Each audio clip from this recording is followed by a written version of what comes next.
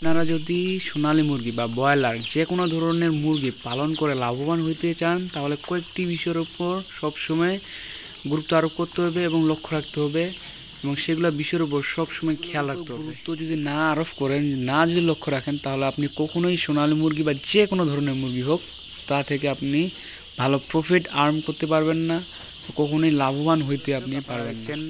AR agro farm and agriculture YouTube channel.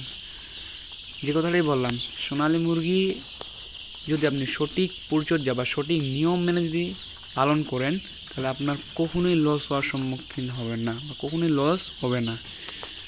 আসলটা উঠবে, তা উঠবে যদি বাচ্চার দাম হাই রেটে বাচ্চা কিনেন এবং মুরগি যদি সবচেয়ে নর্মাল রেটও বিক্রি করেন তাহলেও আপনার কখনোই লস যাবে না। আসল বা মূলধন যেটা লাগাইছেন বা আসল উঠে আসবে কিন্তু কখনো লস যাবে না। সে বিষয়ে কয়েকটির উপর সর্বোচ্চ সতর্কতা অবলম্বন করতে হবে এবং সর্বোচ্চ গুরুত্ব দিতে হবে। বিশেষ কয়েকটি সম্পর্কে আমি আজকে আপনাদেরকে বিস্তারিতভাবে জানাবো।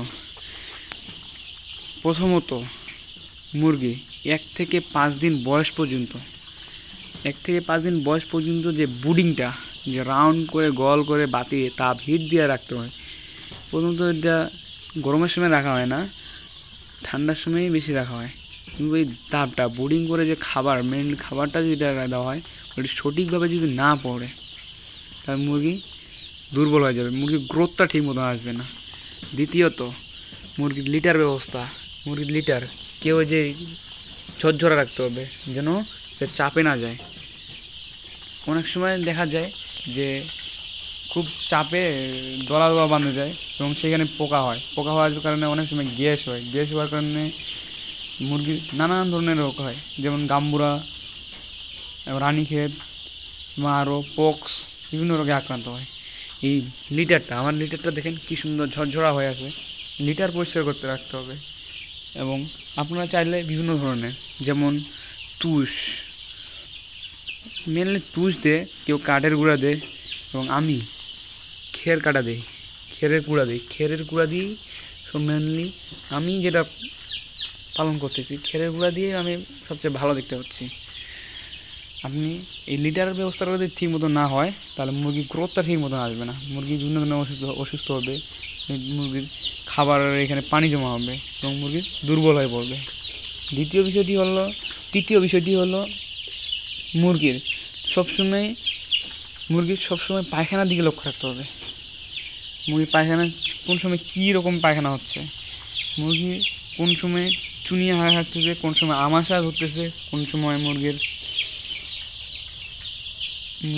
কোন সময় বিভিন্ন ধরনের রক্ত আমাশা হচ্ছে নাকি, বা মুরগির শারীরিক পর্যায়ে আর কি পায়খানার দিকে লক্ষ্য রাখতে হবে। পায়খানা কী রকমের হচ্ছে, পানিশিয়া পায়খানা হচ্ছে নাকি, এবং সেগুলো রোগেরও সেই সঠিক সময়ে চিকিৎসা দিতে হবে। চতুর্থ পর্যায়টা হলো মুরগির টিকায় রাখতে হবে। আপনি যদি মুরগির টিকায় না রাখেন তাহলে আপনার লাভ তো হবেই না। ওই জন্য মুরগির দিকে সর্বোচ্চ সতর্কতা রক্ষা করতে হবে। মুরগির দিকেই সবসময় আপনি যখন একটা ব্যবসা অনেকগুলো টাকা পুঁজি যখন খরচ করবেন তখন আপনার উচিত সেগুলো বিষয়ের উপর লক্ষ্য রেখে সর্বদা নির্ণয় করা, কোন সময় কোনটা হচ্ছে, কি এটা দিলে ভালো হয়। আপনি যদি না বোঝেন একজন ভেটেরিয়ান চিকিৎসক, ভেটেরিনারি যেগুলো চিকিৎসক আছে ওদের পরামর্শ নিয়ে আপনি শুরু করতে পারেন। এইসব বিষয়গুলোর উপর আপনি যদি গুরুত্ব না দেন, এগুলো বিষয়ের উপর যদি আপনারা যদি নজর যদি না রাখেন তাহলে আপনি মুরগি করেন কখনোই লাভবান হতে পারবেন না। লিটারটা দিয়ে আপনার ঠিক যদি না থাকে, লিটারে যদি আপনার গ্যাস হয়, বাচ্চার চোখের সমস্যা হবে, চোখ দিয়ে দেখতে পাবে না, চোখে যদি গ্যাসটা থাকে চোখ বন্ধ হয়ে আসবে। তাই আপনার এইসব বিষয়ের উপর বিশেষভাবে লক্ষ্য রাখবেন। ইনশাআল্লাহ আপনি শুধু লক্ষ্য রাখবেন এবং ঠিক মতন খাবার দেবেন। খাবার যদি ঠিক মতন দেন মুরগি অলরেডি অটোমেটিকলি সুস্থ হবে এবং মুরগির গ্রোথটা ঠিক আসবে, আপনি কখনোই লস হবেন না।